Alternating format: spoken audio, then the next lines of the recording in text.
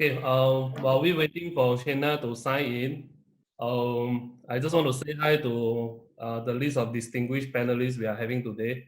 Hi, Boss Chan. Okay, founder of IP88, which I've known for years. Okay, and John Lee, a new friend. Haven't had a chance to talk to you yet. Hopefully after MCO, right, we'll meet in person. And Mr. Muhu, right? Actually, I just attended your TSP selling session last Friday. Adrian. Yeah. Nice meeting you here. Haven't met you in person as well, right? So hopefully got a chance after the MCO. And yeah, of course, Shayna. Hello, hi, I'm back. Pronounce your name correctly. Oh, we can see you now. Hi, Shayna. Yep. Yeah, Shayna, right? Okay, cool. Right. So the founder of like Food Market Hub, I read about I think her profile. She did something I think quite interesting, right? Starting as an auditor, right? Before venture into become an entrepreneur yourself. So you must be very, very good at figures. That's what everyone assumes. Yeah. Otherwise, how you become an auditor, right? So, okay, just want to say a very good afternoon to all the audience. Thanks for tuning in. Okay, mainly today, what we are going to talk about here in this 100 Go Digital panel discussion. As you have known, business have not have it easy, right? Basically in recent few months, okay? And our country, actually, practically the whole world, if you talk about Malaysia specifically, we are hit by this so-called triple whammy threat. I will call it a weakened ringgit, and weakened oil price. Our oil price is hovering about 20 USD now per barrel. And now we have this, coronavirus crisis, and then the whole country had to go into the MCO. And also it impacted our country a lot in a way that I would say this year 2020 is actually Visit Malaysia year, as you know. And because of this virus thing also, it has to be cancelled. Okay. And of course, you can see that we are not alone because Olympic, right, also has to actually postpone to 2021, right? And today we are going to focusing on the discussion on first thing, like mainly hover around the topic, what are the main challenges, right, SMEs is facing now? And more importantly, we want to hear from our panelists, right? Okay, what solutions, right, do we have, right, to cater for such a situation? Okay, so the first question, right, I want to throw into all the panel, right, starting with Mr. Muhu first, right? Based on what you observe, right, what are the main challenges faced by SME now? Okay, could you share a bit of basically probably your personal experience, what you have heard, what you have seen so far, since the MCO unfold? Sure, thank you. First of all, hi everyone. Hi, Mo. Panelists, thank you for the opportunity. Jumping in straight away into what is being looked at the moment, I think, and I'm sure you have read quite a bit, looked at what's happening. Mo, sorry, just to interrupt because I can't hear too clearly. I'm not too sure about. How about now? Yeah, good. Now good. Better? Okay. Yeah. So hello everyone. Just jumping into. Very soft. Can you hear me? Yeah, I'm cool. Now okay. Yeah. Okay. Oh, you are holding. Okay, so jumping into it straight away, I think we're all well read. We see what's happening. We've looked at as all the three things you mentioned just now, and primarily what's happening now is the MCO. I would say it's actually really putting a lot of burden in terms of rakyat as well as businesses. However, this is something really necessary. If you look at it from how can we flatten the curve? I hardly can hear. Cut. I hardly can hear. Nobody can hear. Am I getting that feedback? I'm okay here. I think now at least I can hear your voice. Yeah, it's Let me go soft, direct to my speaker, my laptop. The audience also say that they can't hear. How about now? Can you hear me better? Now I'm awesome. Okay. Awesome. Yeah, it's much louder now. Much louder? Yep. Okay, great. Okay, so good. I will raise my voice a little bit as well. It's okay, I'm in my house, so I'm allowed to. This is the first time we do this. We only make it better after this. Sure. So, okay, so I don't want to go through the current scenario. I think everyone is very well aware. And there's a lot of conversation as well within the government sphere, what we should do and what are the things that we should look forward to, as an immediate support. What are the things that we should look forward to? Yeah, for businesses, for SMEs, I think the way we look at it, or at least from my personal view, is there three main things. Of course, among other things is happening, and you probably could relate to this as well. The three things that I see is one is in terms of the cash flow. I think everyone is talking about it. The current situation does, does not really, it's not really helping the SMEs, especially the smaller ones. I think the runway is much, much shorter. One. Second is in terms of how can SMEs communicate with their customers, the current customers, and also how can they reach out to the new customers. That has also been impeded quite badly. Third one is obvious one, sales, right? How can SMEs continue to generate revenue in such situations? So I think these are the three key things that comes out, among other things, I'm sure there are many more things, that comes out very strongly. Yeah. Adrian, I'll pass back to you. Happened during, starting since the MCO. That is how SME be impacted. This question is for all the panelists. Hello. Okay. Do you hear me? Yeah. I want to share my thought. Okay. I think now the most important SME we should reprioritize the company objective as well as goal. There's no longer midterm now. Now we are talking about survival. The key is we should treat this triple whammy as what Adrian say. It is so bad that things come together, and in fact, it's more than triple whammy. Even our political scenes are also another whammy. I look at it is the most important is how to survive the next month, the next month, and the next month. I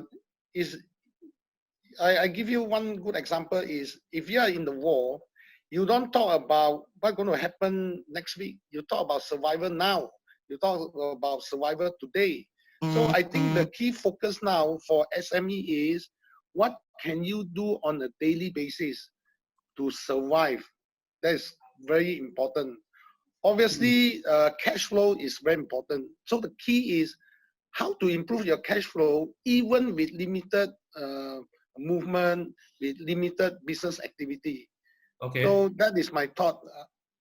Okay. Yeah, it's now. Cool. So this one link back to I think cash flow also. I believe both Mohu and Chan cover this, right? The first main thing that affect a lot of SME. John, what do you think, John? Can you hear me? Yeah. Yeah. Hi, Adrian. Yeah. So I think for us over here, we find that for this MCO happening in Malaysia is something that a lot of SMEs were in a way caught unprepared. I still remember in the team we were still working on Monday, and then suddenly we realized, hey, Wednesday we need to start the movement control order. Yeah, man. So it was, as you can see, I'm actually up in the attic in my house to make sure I'm actually away from the kids as well. Otherwise, it will be tough to actually have this con call as well. But I want to share with you that I think what Mr. Moho and Mr. Chan has shared is very, very true. But it's also important that aside from looking at what is going to happen now, what we do to solve our current problems, it's also to see what's going to happen next. And when I speak to my friends, colleagues who are actually overseas in US, UK, what they have actually done is even before the lockdown, they have already started this thing. First thing is they have a contingency plan, which means that they already started Team A, Team B mode of operation. So even in Malaysia, I deal with someone in the high ups for Maxis. They mentioned that they have already started Team A and Team B before the MCO, which means that they no longer ask everyone to come to office to work, but they need to split up the team. And the reason for this is, I think it's a plan that everyone needs to think about, because if let's say after the MCO, if we all go back to office and work, in the event there's one person that actually has the virus, I believe that there is a chance that everyone will actually be quarantined. So you need to go for your. I think the whole place, the whole business, area will be quarantined, not just one company. Yeah. So there's a very big challenge because, like Mr. Chan and Mr. Mo was very rightly pointing out, we need to see how to generate cash now. So even if you can generate 10% of your revenue, it's better than zero. But if your whole operation is being quarantined, how do you generate any revenue? So team A, team B operation is important to be done already to make sure that, like the previous speaker mentioned, it's important to have this remote working business process all done up already by now. Okay, got you. Cash flow and the important, right, splitting probably your operation team, right, into two teams. And I believe Mr. Chan, I think iPay also did that, early on already. When I spoke to Mr. Lim, you guys actually split into two teams to take care. Adrian, just to add on, some of us have also looked into Team C. Oh. Yeah, Team C is crucial because this is to take care of people who are highly susceptible to COVID virus, such as pregnant people, people with asthma and respiratory issues. There's also another one called Team C where they should stay at home and stay safe. Wow. That's a good one. That's a very good one, right? So special care for especially the needy at this point of time. Shayna, what have you observed? I think you are in the hot boiling industry now, F&B, right? Yeah, so for us, definitely everyone is talking about cash flow. How do we, manage our cash flow, not to just survive for the next 2 months, but maybe next week or the week after. I think statistics have shown that for restaurants, the business, the cash flow is, the runway is very short. It's even up to 16 days. So how can they quickly adapt and, pivot to at least capture some market to do delivery? Especially those full seating restaurants, they have not done delivery, those high-end restaurants as well. So what can they do to cut their stocks, liquidate the stocks to get cash flow? And I think working with digital firms, marketplace is important now. They need to really look into all these technologies that are available. Yeah. So sorry, yeah. So, okay, talking about this, I just want to know, right, is it under MCO, right, all the F&B business are actually allowed to operate, none are excluded, means as long as you're selling food, you can operate, right? I think initially they were saying that, if you do delivery, yes, you are allowed to, but if it's, those sit-in restaurants, they are not. And then especially in the malls are closed. So definitely you won't be opening your restaurants, your outlets where it's in the mall. So then what we have is we have this customer who is a chain restaurant. They would only open up certain outlets outside the mall, shopping mall, and start to do delivery. But the thing about the mall is, right, the mall nearby my house there, McD, the KFC, I think the Pizza Hut, and even some Chinese food inside is still operating, I think they are opening up for their kitchen to do delivery or takeaway. Yeah. Okay, then here comes my second question. I want to find out, but this question move is not directed for you. I just want to direct to all the private, people, because there has been a controversy, as John mentioned, right? So this lockdown is very sudden, and almost all the businesses are caught unprepared. I don't believe that there's really anyone that really prepared for what's coming, right? And then during the first 14 days, which declared by the government from 14 until 31st, right? That's the first MCO period before extended. Government got implicitly say that, right, as employer, you cannot cut a single cent of employee pay. That's the first thing. And I think government also explicitly say that you cannot force any of your employee, right, to actually take annual leave or to replace with it. Okay, means full pay while there's no business, there's no sales coming in. So my question to Mr. Chan, should the government actually interfere in how business is being run, or should government actually give more flexibilities in businesses, right, especially when they want to deal with their own company payroll issue? So what's the school of thought? What do you think? I think we should look at, as an entrepreneur, we are talking about continuity, sustainability, and so on and so forth. Of course, making money is one of the key objectives. Now, during trying time like this, the first thing as an entrepreneur would think of is, of course, number one is how to continue my business. That's key. If I cannot continue my business, is I don't have cash or cash flow to even continue my business, what kind of benefit that I can talk about to share this to my staff or within my ecosystem? So I think the most important thing is government should not just give a blanket enforcement that, oh, company must do this, company must not do this. The key is company like us, of course, we want to protect the employee. Is one of our main objective to actually to keep all employee if possible. And that is you get talent, I believe, right? It's not easy, but it's a commitment. And I actually told my staff, look, the first thing I want to do is to keep all of you. Now, I need support from the staff as well. Because at the end of the day, if the company don't have money, how to give money to the employee? The basic rule is very simple. You got money, then you can share the money. Of course, we got reserve. Of course, this reserve are being taken out during this trying time. But now the question is how long? So I think the important is, on one hand, the company have to continue to survive and to earn money, to generate revenue, even in a restricted environment, the MCO. Yeah. You see, company like us, I want to add is, we know we are in financial services. We cannot go down. In fact, we already plan out this MCO, and to me, it's a blessing in disguise. It's like this MCO forces we must implement our plan B, and it seems like the plan B worked perfectly well. The whole IP system is working. Everybody is working, really working at home. In fact, personally, I feel that working from home, I work more than working at the office, because every con call I have to be very attentive.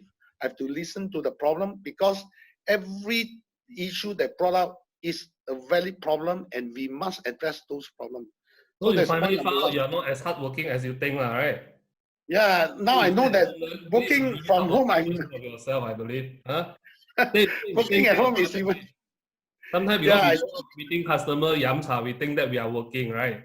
So yes. So back to your question, I think the government and the private sector have to empathize each other. You cannot say that, oh, from government perspective is, of course, tell me which entrepreneur want to fire staff. 3 months ago, I have a session with MDEC. Our biggest problem is getting staff. And now, 3 months later, because of this MCO, we want to fire staff? The answer is totally no. I think the question is, this is a time where the employee and the employer have to come to an understanding that, look, employer has their problem. Employee also has their problem. To employee is the salary. That's very crucial. So as an employer, to fulfill employee wish list is make sure got money to pay salary. Yeah. But on the other hand, to the employer, we make sure have revenue. So the employee have to find ways and means. You must go beyond out of the box ways to earn revenue. And at the same time, the ecosystem will involve government. The government should look at both company and employee. Now, it's very sad to say that, oh, we only take care of the employee, the rakyat, and at the same time, the SME. The SME is equally important. One ecosystem, the moment you take out one of the party, the whole ecosystem will collect. Yeah, so everything is interconnected, Mr. Zhang, I agree. But your stand, right, based on what you mentioned, is it government should not interfere in this salary aspect, because company and their team, right, their employee, they will find a way, common sense way, to keep each other happy and most important, survive. Am I right? Yes, but one thing the government should do, on my personal view, is government should now dig out their reserve. Like we as a company, we dig out our reserve.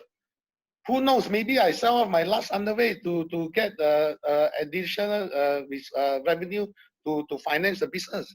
So it's time everybody dig their last resources, because it's a pandemic.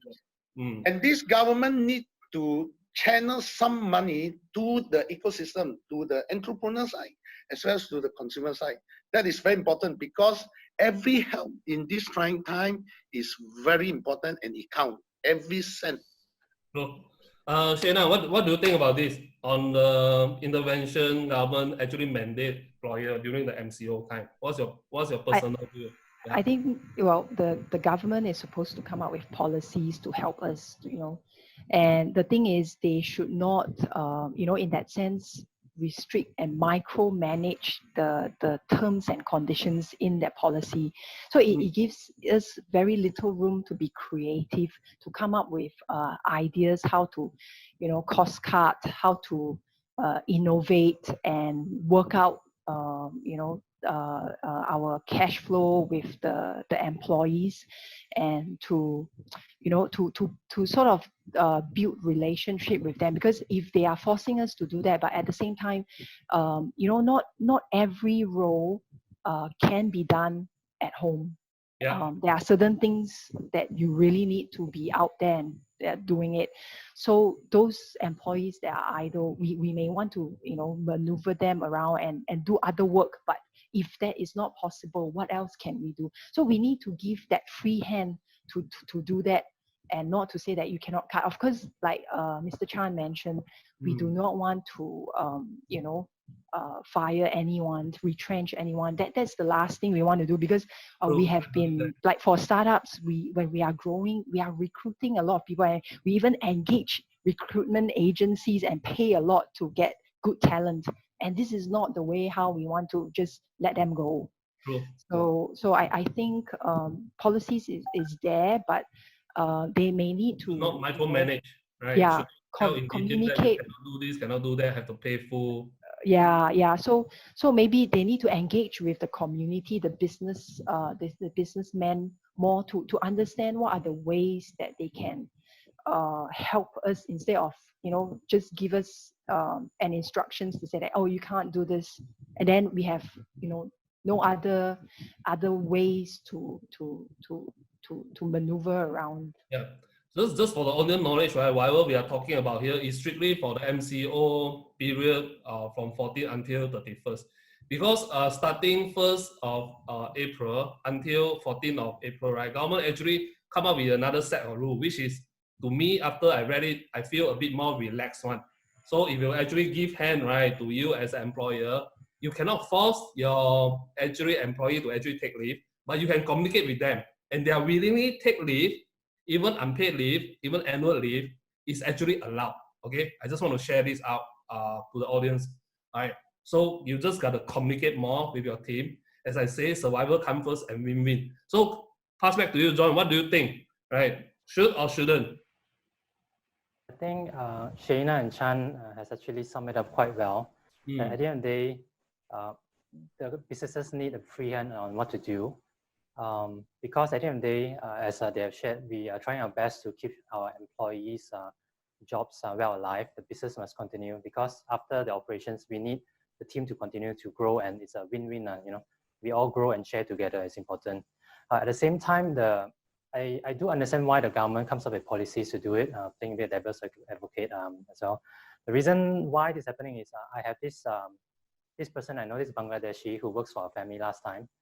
He left, and then he's actually doing some electrician jobs now. What he said was, immediately after the MCO, he didn't get any salary anymore. He basically got cut off, and he doesn't even have food to eat already. So we actually had to pay him some money to help him out, because his current employer just fired him like that.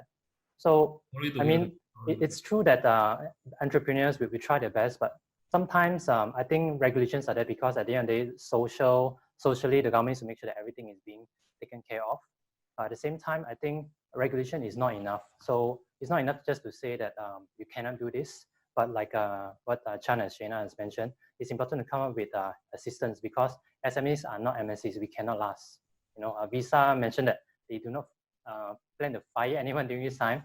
For SMEs, if let's say this thing gets dragged, and there is a high likelihood that it may drag, not just the MCO, but businesses may be slow, may be sluggish after this. So I think it's very important that more incentives are being introduced to help SMEs. I think the good news for all is, right, if you reach the H News, last night, almost 11:30 plus, right, they actually have reporting that probably more stimulus plan that is going to help out SME a lot, one going to be announced by the government in coming Wednesday. So, okay, stay tuned for that. We all SME owners, right, stay strong, right? So you all will actually overcome this. So now I want to go to Mr. Muhu. Just for knowledge, Mr. Muhu actually is the director taking care of digital adoption one inside MDEC. And actually government have a lot of schemes and grants, right? That is really, I would say the government really got hard, right? They want to actually promote digitalization for SME across the board. Okay, so Mr. Moon, can you share with us, right, what are the government doing in this aspect, get SME to actually adopt digital, especially a time like now, right? If you talk about certain business like retail, even just now talk about Shayna, say F&B, right? They gotta go online, they gotta enable people to order from them, then get the deliver food or products, right? Send out to the customer. That these are what digitalization can add values, right, to those businesses at time of now. Okay. And what are the grants, right, currently available? I hope that you can share this with the audience. I believe a lot of people probably not aware of this, that they can take advantage of. Yeah, sure. Yeah. Sure, Adrian, thank you. I think, this probably we have to look at it from two scenarios. One is what is the ongoing thing, support given, as well as what are the things that should be looked into now at the current situation. Yeah, I think they differ quite a bit as well, because the needs for the SMEs have changed. The current scenario is different from how it used to be. So from what is ongoing, as well as I think what perhaps will also make sense as post-COVID, I would say, whenever that is. Post-COVID, right? What can they do post-COVID? Means only those survivors. Yeah, even post-COVID, I would say it's not 1 month down the road. It should be something quite immediate as well, because I think as businesses, as Chan rightly put it, the issue now is how do you operate? How do you continue operating? That's a fundamental thing. And as soon as MCO is over, as well as COVID, it's still the same thing, right? You still need to build up your business, and you're going to look at sales, revenue, and in customer engagement and so on. So from a digital adoption standpoint, so I want to zoom in into just purely on digital adoption. There are several supports. I think quite a number of agencies also have come out in terms of programs. Rather than just funds and loans, there are programs that can support. From MDEC perspective, there are a few programs that I can highlight. I think for micro entrepreneur program, we have probably heard of EU Sahawan program, micro entrepreneurs, which is actually to help companies to go online, right? So visibility, how do you do that? The program, you can check it out. You can go to our website. We've also gotten quite a bit of, I think about 300,000 micro entrepreneurs have benefited, and more can go in now. For slightly bigger companies, we have the 100 Go Digital initiative. 100 Go Digital basically is to provide traditional SMEs, those who have not fully engaged in the digital space, to basically get an idea what digital can do for you, and then take it from there step by step. And from a grant perspective, probably you've heard early this year through the budget 2020, there was announcement of a SME business digitalization grant. This is a grant which was targeted as a quick win, right? As a kickstart quick win for traditional SMEs to look at digitalization. 5 key different areas you can look at it: e-commerce, digital marketing, HR, digital payment. So some of the things I think which makes a lot of sense for traditional businesses to look into as a start, and it's a matching grant up to 5,000 ringgit, and you can go up to about 3 solutions, So just to stop you there, the SME digitalization grant, right? What kind of company can qualify for this? And can you roughly tell and share where can they find more info so that they can start searching, doing homework while they're at home? Yeah. Can. If you go to MDEC's website, you can look at it under business. You can see the detail of the information. I think yesterday we also had a session with the 2 banks who basically runs the grant. So how it works is that BSN and SME Bank are basically the ones who process the application. MDEC's role basically is to provide advisory on what are the digitalization areas we should look at, as well as we make available of all the solution providers. So this is I think the key component, because for traditional SMEs, it's not just about the product, it's not just about the digital solution. It's about how do you understand to implement and get the right benefit from it. I think that works pretty well even for now. So therefore, what we call the TSPs, Technology Solution Providers role within the grant is important. So first part, 5,000 ringgit, right, which is a matching grant. Second is you get support from solution providers. So the solution providers are basically vetted through by MDEC, and they have a clear idea that their primary job is to ensure a successful implementation of that solution for the SME. So now, for the traditional SME, that's a too big headache out of their mind, right? Number one is, okay, how can I get support in terms of financial? Second is that who's going to do this for me? Who's accountable, right? Yeah. So that's what's happening today. You can BSN is also looking into already making this online through the application.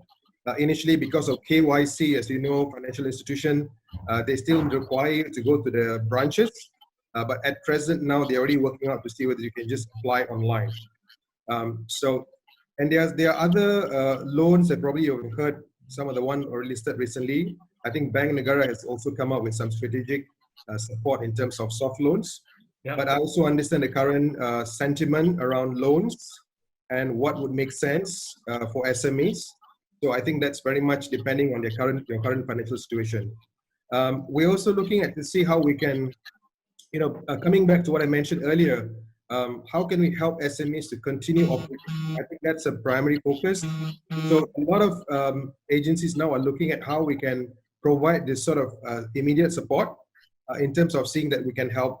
And the areas that we're looking at will be like digital marketing, e-commerce. I think some of the ones that Shayna and Chan has mentioned are the ones that's being looked at. And also how can we work with the logistics partners and as well as the guys within the gig economy as well, to see how they can come on board. I think some of them have come forward. A lot more things can be done. So how can we put this and connect the dots together? So at the end of the day, it's not just about the fund. I think it's the entire ecosystem coming together. And MDEC launched the campaign called Digital versus COVID. If you go to our website, you see quite a bit of momentum there, where we try to rally all the different tech communities together. I think some of you in the panel are also part of the teams who've been supporting. Thank you. And we welcome all tech communities to come forward. So the idea is that how can we rally the tech community to come and give immediate support? We call it tech relief. Yeah. And if you go to the website, I think there's over 80 different type of solution providers. Some of them are big boys. Some of them are MNCs, telcos, banks, right up to technology solution providers who are actually now giving you some kind of relief, whether it's free solutions or some of them are discounted solutions. And on my side, we're also trying to curate some of this so that when you look at it, you will probably look at the ones that's more relevant to SME. That is something I'm doing at the moment. You're probably be hearing it soon. So that, from an SME standpoint, you don't just look at the entire thing, you can also have a bit of focus. So those are ongoing stuff at the moment.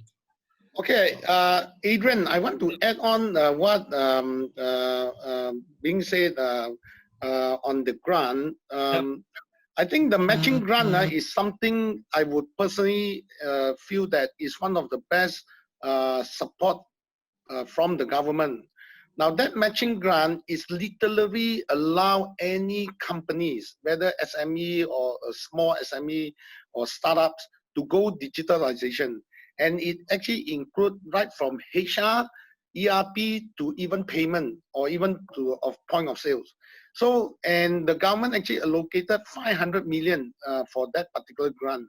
So with that, I think the SME should talk to their solution provider. I think MDEC is approving all the partners.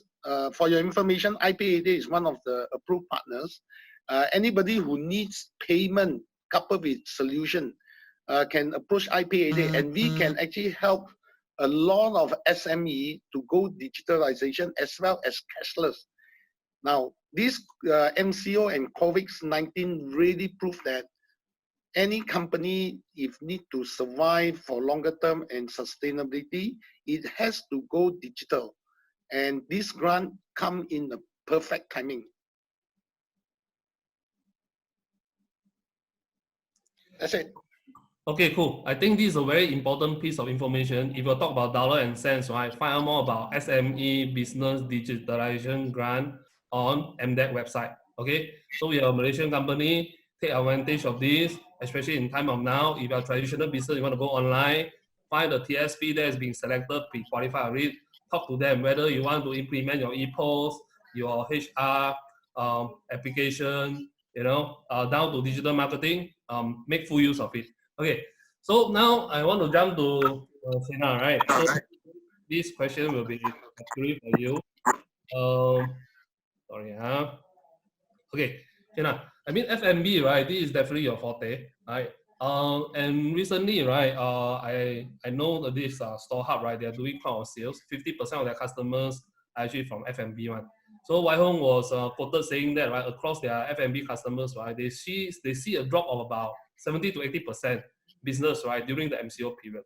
Okay, and can you share with us, Shayna, in this trying time, what has Food Market Hub, right, done, to help out your supplier, your F&B chain owners, right, to weather through the storm? Can you share with us? Because I noticed you did something very interesting, right, and you actually announced on your website. Can you share more on this part? Okay, so to start off with, what our business model is currently before the COVID is that we look at we have a procurement system for F&Bs to procure through our platform, cloud-based. So it's all digitalized and all that. So it cuts away all the manual, data entry and all that. And our focus is actually B2B.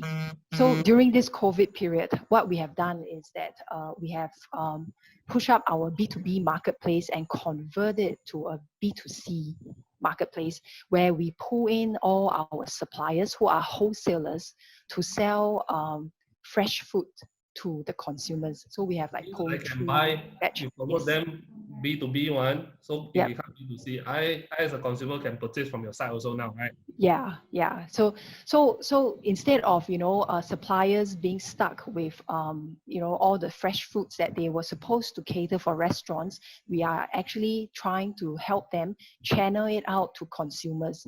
So for our website, thanks to our team who has working tirelessly for the past 72 hours after the MCO, it came up.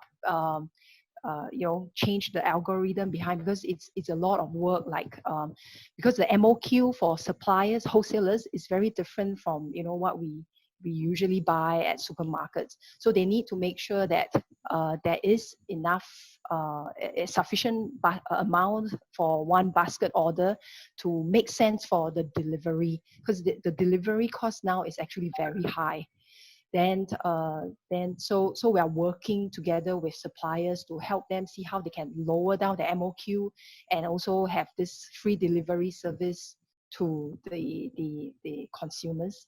And at the same time for restaurants, because for instance, there's this one restaurant that they just fly in their Wagyu beef, imported beef, few days before the MCO, and then they are stuck with it.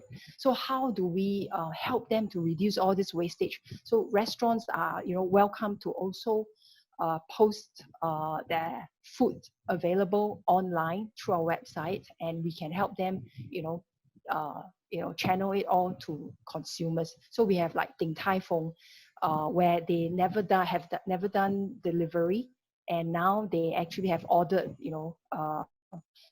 they have actually catered for delivery service, or like Burger Lab, they have their DIY burger pack that they can deliver to consumers.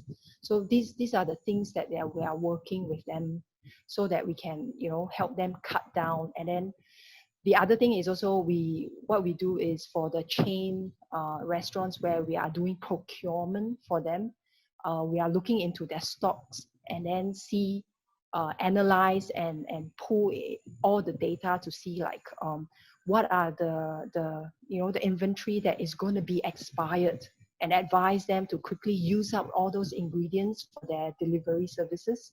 And then, and certain items where, because, the frozen food, there's a lot to cater for maybe 60 outlets. Now they only have 10 to 12 outlets. So frozen food, how can we cut down as well, help them to sell it to consumers?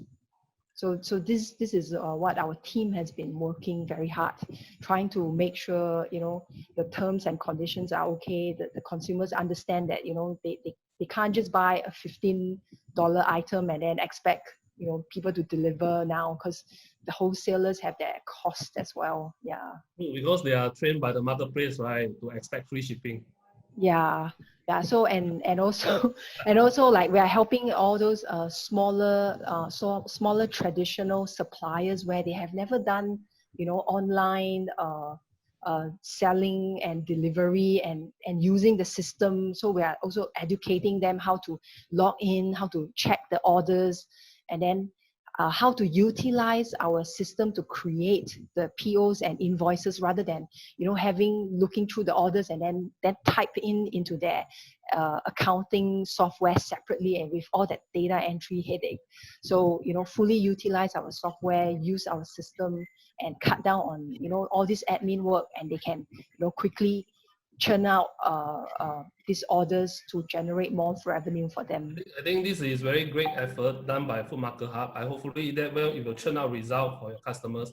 And I think if you guys, anyone running F&B one, right, I think you can reach out to Shayna, right? If you want to putting up products and reaching out to the consumers. Definitely this part can help you out a lot. Okay, TV, how much time we have? Running out of time, right? Yeah. I just came in to remind you on the timing. That's about 8 questions. Just a reminder that if you can't answer the question during the panel, it's fine. You can still answer it offline if you're okay with it. There's about 8 questions. I'm not sure which question is targeted to who, but if you want, maybe you can answer one question, because we're really running out of time. Okay, I think let's look at the Q&A part. There's this audience Michael Boo. He said, let me read now. For SME, we start is about salary. For micro SME, freelancer is about getting to find jobs, sell things. Yeah, true. So getting out of MCO is crucial. Yeah, and address a small fry problem too, not just the big guy. I think, Michael, I believe the government is doing a lot of things to help out the small guys. Definitely, without a doubt. And whether MCO, when we can get out, is really up to our KKM to decide. Okay, hopefully we flatten the curve. Then we can put Adrian. MCO period, right? About this addressing issues for the small fries, right? May I, because okay, for me as well, with all these loans coming out from the banks, but I think a lot of SMEs still, especially those that are very new in the business, like 2 years, below 2 years, like for example, Food Market Hub, we incorporated in less than 2 years. We are unable to get loan, even with all this, 3.75% COVID loan. I practically call every bank, the big banks, and they say no, sorry. This loan we are serving our existing customer. That means those who are already having loans, they can get the loan. But for us that have not applied loan, they are not entertaining us. So I think this is an issue that maybe Bank Negara needs to look into as well. Okay, I got good news. No need to wait until Bank Negara to come up with statement. Okay, we see a lot of opportunity in crisis as well. Obviously, the very obvious opportunity is go online. Everybody knows. Now, what we see is we actually came out with a loan product where we actually give out loans to SMEs. Now, these loans are working capital loans. It's not loans where you get the loan to buy a shop or buy a car or buy equipment and so on and so forth. This is working capital loan, meaning to say it didn't ask you for collateral, but the interest is a bit on the affordable side, is about 18% per annum. But if you use it as a working capital loan, if you divide by 12 months, and also your turnover per month, how many times you can turn over the loan, the cost of fund is actually less than 0.7%. So it actually really helpful during this trying time for a lot of SME as well as a lot of company as well. Now, just contact me or PM me. There are many ways we can channel out this support to all the SME. Oh, Turning into financing company, good opportunity. We are trying to help as much as we can as a community.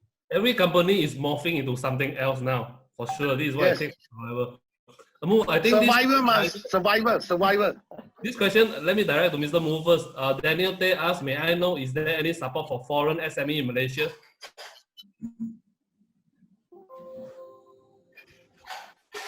I think I need to have a bit more specifics on this in terms of what kind of support. I think running businesses is a problem for all SMEs, regardless whether you're foreign or local. So I think, but majority of the SMEs in Malaysia, of course, are local.